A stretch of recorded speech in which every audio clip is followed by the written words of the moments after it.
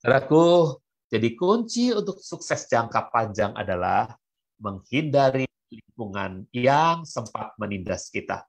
Kita harus bergerak maju, rela meninggalkan unsur-unsur yang merusak dari masa lalu kita, dan masa lalu kita boleh mengiringi kita hanya sebagai kesaksian. Ya, jadi masa lalu kita boleh saja mengiringi kita, tapi hanya sebagai kesaksian, bukan sebagai embel-embel yang terus-menerus menuduh kita setiap saat. Bukan, jangan biarkan dia jadi embel-embel yang menuduh kita setiap saat. Jadi buntut yang terus-menerus memprovokasi hidup kita. Wah, kamu tuh dulu tuh kecanduan narkoba, tahu? Kamu tuh dulu tuh begini, jadi kamu tuh nggak pantas jadi anak Tuhan. Kamu pantasnya tuh sama seperti mereka. Kamu kembali lagi kepada mereka. Itu penuduh-penuduh itu yang harus kita hindari, saudaraku. Leave your past behind. Tinggalkan masa lalu sudah di belakang. Maju ke depan, saudara-saudaraku. Tinggalkan masa lalu saudara.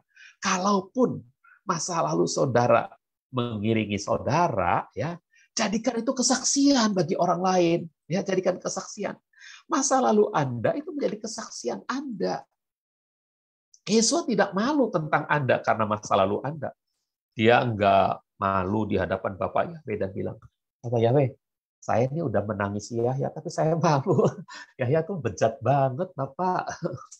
Saya malu rasanya. Enggak. Dia enggak merasa malu karena saudara di masa lalu saudara. Tidak, saudara. Dia tidak malu untuk mengakui saudara. Saudara ngerti enggak maksudnya? Barang siapa tidak mengakui dia di hadapan orang, aku pun tidak akan mengakui dia di hadapan Bapakku. Dari dulu, saudara, Yesus sudah mengakui saudara di hadapan Bapa. Karena itu saudara harus. Pak Roy, ini ada suara apa ya? Ya, ada suara masuk ke dalam. Oke. Nah, jadi udah jam berapa ini sekarang? Belum ya? Belum habis. Jadi dia ingin memisahkan Anda dari hal itu dan membebaskan Anda dari segala dakwaan masa lalu itu. Ya, nah, dakwaan terhadap Anda yang efeknya sangat merusak.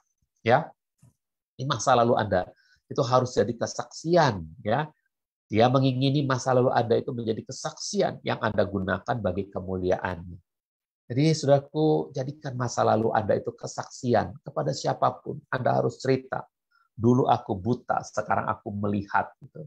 Dulu aku kecanduan, tapi karena anugerah Tuhan, aku telah berubah. Loh. Aku hidup sekarang luar biasa. Nah, aku menceritakan kepada kalian, supaya kalian tahu bahwa ada juru selamat, ada Tuhan yang ajaib. Ya, Tuhan yang sudah mengubah hidupku. Tuhan yang menjadikan aku sekarang bisa berprestasi.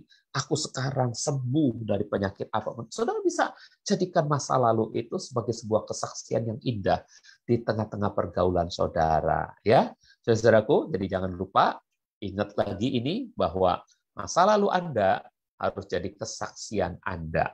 Yesus tidak malu tentang Anda karena masa lalu Anda. Dia tidak pernah merasa malu. Dia ingin memisahkan Anda dari hal itu dan membebaskan Anda dari segala dakwaannya terhadap Anda yang efeknya sangat merusak. Tapi kalaupun ya masa lalu itu sudah tidak bisa lupakan, maka dia harus saudara jadikan kesaksian yang saudara gunakan bagi kemuliaannya. Ya, oke? Dalam 1 Korintus 6 ayat 9 sampai 11, ya. Kita baca dulu ayat 9. Tidak tahukah kamu bahwa orang-orang yang tidak benar, mereka tidak akan mewarisi kerajaan Elohim? Janganlah kamu tersesat. Bukan orang-orang cabul, bukan para penyembah berhala, bukan para bezina, bukan para banci, bukan para homoseks. Ayat yang ke-10, bukan para pencuri, bukan orang-orang tamak, bukan para pemabuk, bukan para pencerca, bukan pula para pemeras yang akan mewarisi kerajaan Elohim. Coba saudara renungkan sejenak beberapa kriteria kejahatan yang telah disebutkan dalam ayat 9 dan 10 ini. Mungkin saudara sudah termasuk di dalamnya. Oh enggak Pak, saya bukan pencuri. Ya, tapi saudara kan pernah tamak kan? Pernah tamak enggak? Nah, kalau itu terjadi, saudaraku, ingat baik-baik pelajaran tadi. Jadikan itu kesaksian. Dulu saya tamak banget, tapi sekarang saya bisa berbagi hidup dengan orang lain. Gitu. Jadikan kesaksian, saudara-saudaraku. Oke? Ya. Yuk ayat 11-nya, ayat 11-nya. Beberapa di antara kamu dahulu adalah seperti itu. Nah, kita harus aminkan nih, saudara. Jangan ada satu pun yang bilang, enggak lah. Pasti salah satunya ada yang jadi masa lalu saudara itu, ya. Tetapi kamu telah dibasuh dan telah dikuduskan, bahkan telah dibenarkan dalam nama Tuhan Yesus, serta oleh roh Elohim kita. Kita telah dibasuh, dikuduskan. Dibasuh itu artinya dicuci bersih, ya. Kemudian dikuduskan itu dikhususkan untuk melayani Dia, ya. Dibenarkan itu artinya bukan karena saudara hebat, karena perbuatan saudara, tapi betul-betul saudara itu oleh anugerah dinyatakan benar oleh Tuhan Yesus HaMasiah. Karena darah Yesus HaMasiah yang menutupi semua kekurangan kelemahan saudara. Jadi di hadapan Bapa Yahweh, hidup saudara yang gak benar itu ditutup oleh darah Tuhan. Sama seperti rumah orang-orang Israel di Mesir. Ditudungi oleh tanda darah di ambang pintu dan di tiang pintu rumah mereka. Itu namanya atonement. Itu namanya penebusan. Itu yang namanya kafarin. Ya.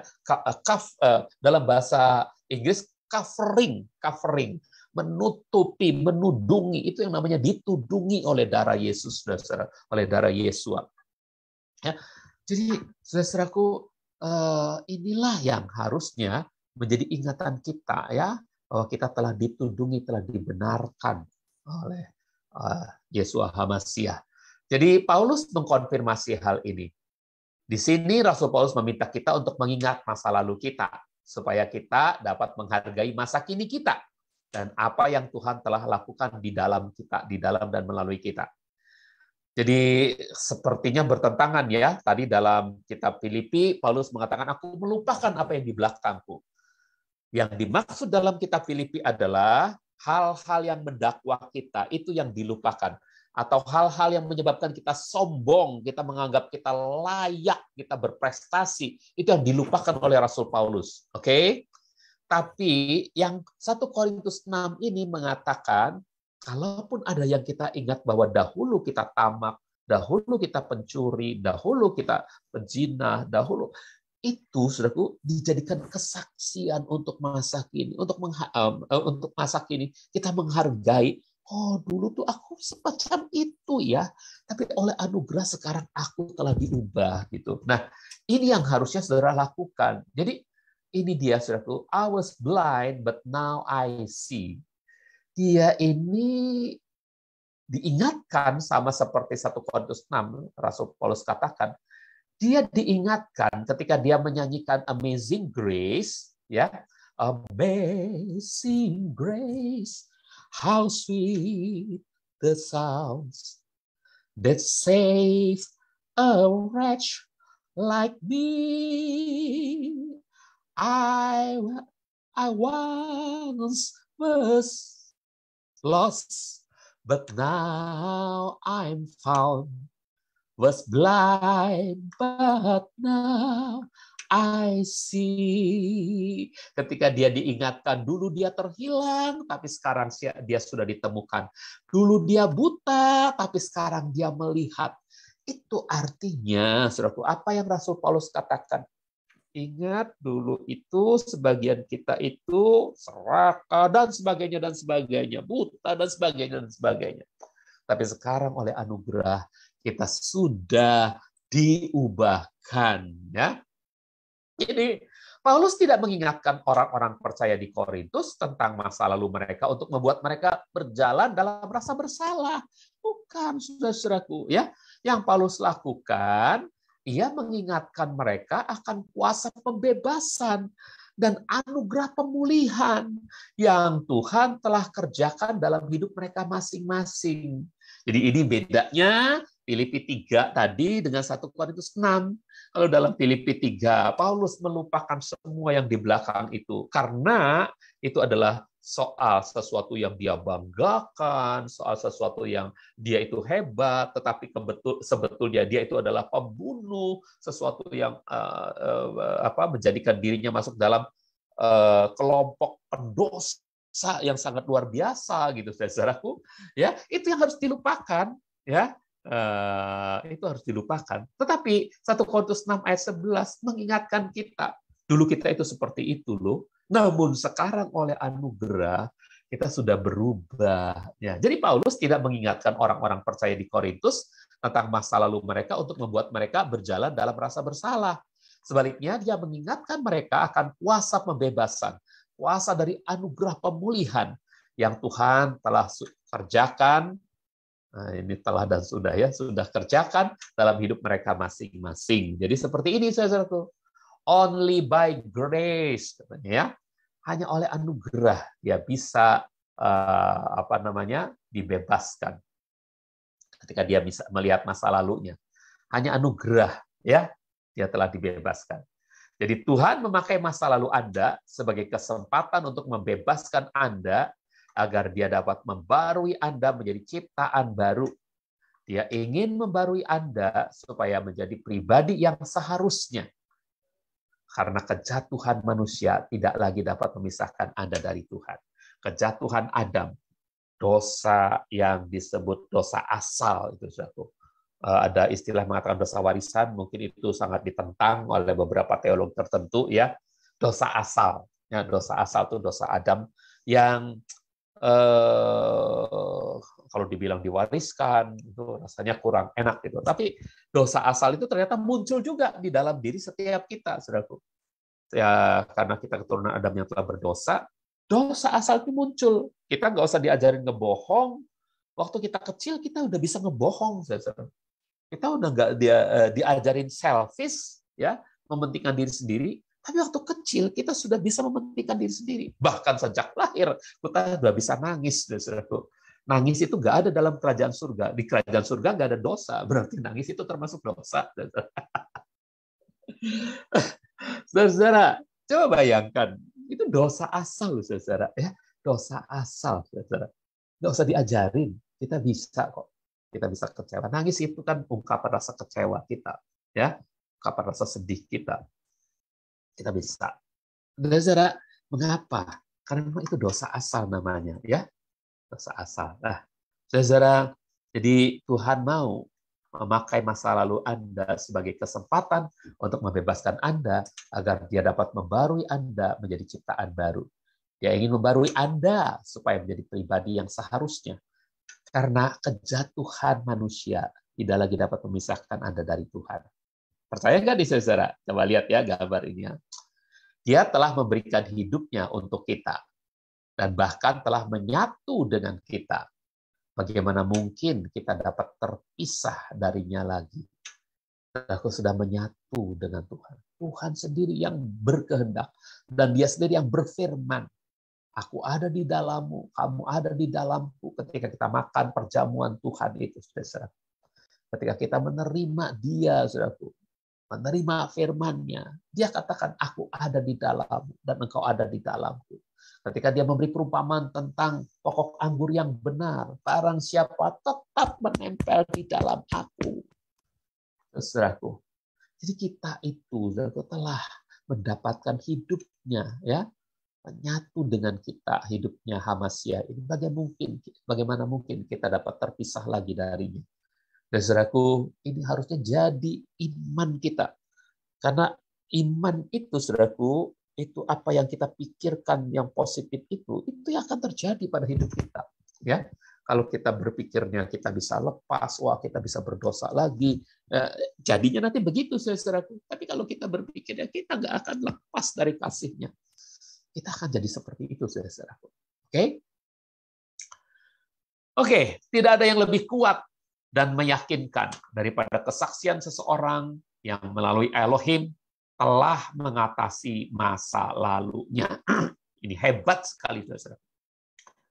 Dia mungkin dulu penuh dengan rasa malu karena dicemooh oleh sesamanya. Karena dia mungkin dulu kecanduan, saudara. Dia mungkin terhukum, ya, dia banyak tuduhan-tuduhan. Dan dia merasa dirinya itu seperti terhukum. Mungkin dia cuma bisa mojok aja sendirian, malu, nggak luar biasa gitu.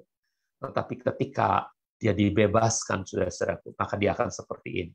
There is no condemnation. Let go of guilt and shame. Pergi kamu, hai rasa bersalah dan rasa malu. Aku nggak punya lagi rasa bersalah dan malu. Karena aku bukan nggak punya rasa malu tebal muka, bukan, saudaraku. Artinya malu karena diperlakukan, karena dibully, gitu kan, diperlakukan tidak senonoh, dibully, diejek, gitu. Bukan. Dan saudaraku, saudara tidak lagi bisa kena diejek oleh siapapun. Orang mungkin mengejek saudara, orang mungkin akan terus membuli saudara, tapi saudara sudah mengovercome, ya, mengatasi, ya, memenangi ya, ejekan orang yang mengejek saudara itu, saudaraku. Jadi there is no condemnation, tidak ada lagi penghukuman. Amin. Roma 8 ayat 1, tidak ada lagi penghukuman bagiku. Nah, pergi sana, hai guilt. Hai, rasa bersalah. Ini off-nya rasanya kurang satu lagi nih, F-nya nih rasanya ya. Ini kan tulisan orang lain. Oke. Oke ya. Jadi saudara, sorry. Sorry.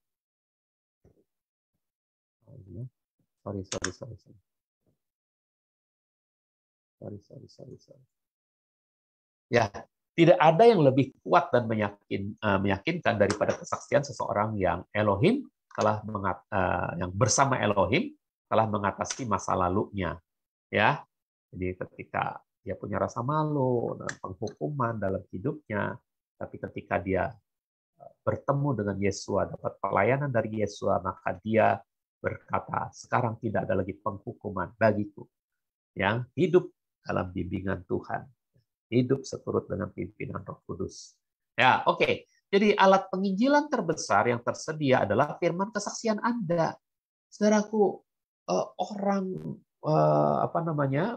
berkhotbah itu ya, ada yang mengatakan berbuat itu lebih besar pengaruhnya, dan memberi teladan itu lebih besar pengaruhnya dari sekedar berbicara. Jadi kalau saudara penginjilannya cuma berbicara saja tanpa bukti-bukti bahwa di masa lalu saudara rusak tapi sekarang sudah diubahkan, maka penginjilan saudara itu tidak akan kuat, saudara. Tetapi betapa kuatnya penginjilan saudara kalau saudara punya kesaksian hidup yang menyatakan bahwa firman berkuasa mengubah saudara. Itu sebabnya mengapa meskipun penting untuk mengatasi masa lalu Anda tidak boleh melupakan apa yang telah Tuhan lepaskan dari diri Anda. Penting, atasi masa lalu. Tapi karena apa sudah bisa mengatasi masa lalu? Ini yang nggak boleh Anda lupa. Karena anugerahnya, karena tudung darahnya, karena pendamaian yang dia telah lakukan. Semuanya itu karena kebaikannya, karena kasihnya. Itu yang nggak boleh Anda lupakan. Ya. Anda tidak boleh melupakan apa yang telah Tuhan lepaskan dari diri Anda. Jadi ini yang seharusnya nggak boleh kita lupakan. Saya terkadang, saudaraku, saya sangat senang sekali dengan lagu itu ya, Above All itu menyatakan bahwa di atas segala-galanya, Yesus kita itu di atas segala-galanya. Kasihnya di atas kasih apapun yang pernah dideklar dan dibuktikan oleh orang di dunia ini. Ya, kebaikannya di atas semuanya, saudara-saudara. Di atas semua, di atas semuanya itu, saudara-saudaraku. Ya, jadi itu lagu bagi saya sangat menginspirasi. Kalau saya nyanyikan lagu itu, saudaraku, saya pasti nangis, saudara. Pasti keluar air mata saya. Saya merasa betul betapa ya saya sedang diajar oleh Roh Kudus untuk tidak melupakan siapa diri saya sebelumnya. Ada lagi satu lagu yang selalu saya ingat. Sekali-sekali ingatkah, sadarkan ingatanku. Tanpa Engkau ku tinggal di lumpur dosaku. Dan aku manusia yang gampang lupa, peringatkanlah daku Tuhan. Waktu saya menyanyikan lagu itu juga akan membuat saya teringat siapa saya di masa lalu saya. Dan kemudian sekarang jadi apa. Saudara, jadi inilah yang seharusnya saudara juga tidak pernah bisa melupakan. Ya, jangan sampai lupa, saudara. Ingat siapa diri Anda dan ingat apa yang Tuhan sudah lakukan pada diri Anda. Ya, nyanyian yang sangat menggugah lagi, ingat kasihnya tentunya. Ya, saudara tahu nyanyian itu ya? Ingat kasihnya, ingat kebaikannya, dan anugerahnya, selamatkanku. Nah, setiap kali saya nyanyi lagu ini juga, saudaraku, saya pasti meneteskan air mata. Keluar, nggak netes ya, tapi ada di kelopak mata saya itu air mata. Karena indah sekali apa yang Tuhan lakukan dalam hidup saya. Nah, saya percaya dalam hidup saudara semua. Amin. Oke, jadi setelah Tuhan membebaskan Anda tidak lagi hidup dalam rasa bersalah, rasa terhukum, tetapi dalam gaya hidup pujian dan syukur kepada Tuhan atas semua yang telah Dia lakukan. Saudaraku. Hal ini tentu saja bertentangan dengan si pendakwa yang selalu ingin menggunakan masa lalu Anda untuk menuduh Anda seolah-olah kerusakan yang disebabkannya itu mustahil terhapus dari diri Anda. Saudara, dia bilang kerusakanmu itu udah paten loh, kamu tuh rusak loh. Nah, gini saudara, saudara diingatkan pada masa kecil saudara, ketika saudara dibully atau ketika saudara diperkosa atau ketika saudara diperlakukan tidak senonoh oleh orang lain, dan iblis akan terus mendakwa saudara. Si pendakwa itu akan mendakwa saudara, kerusakanmu itu tetap loh. Kalau baju tuh ada bekasnya, tapi ini nempel di tubuh kamu loh. Kamu tuh udah diperkosa dan lain-lain, saudara. Dan itu iblis selalu akan bilang semacam itu. Kerusakanmu tetap, tapi kita percaya Tuhan sudah mengubah hidup kita. Kita sudah ditransform dari ulat menjadi kupu-kupu yang bisa terbang tinggi.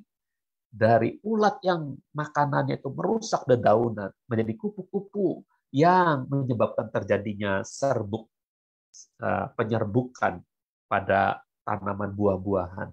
Sehingga serbuk sari dari tempat ini bisa ditempelkan ke kepala putih di tempat yang lain dan terjadilah buah.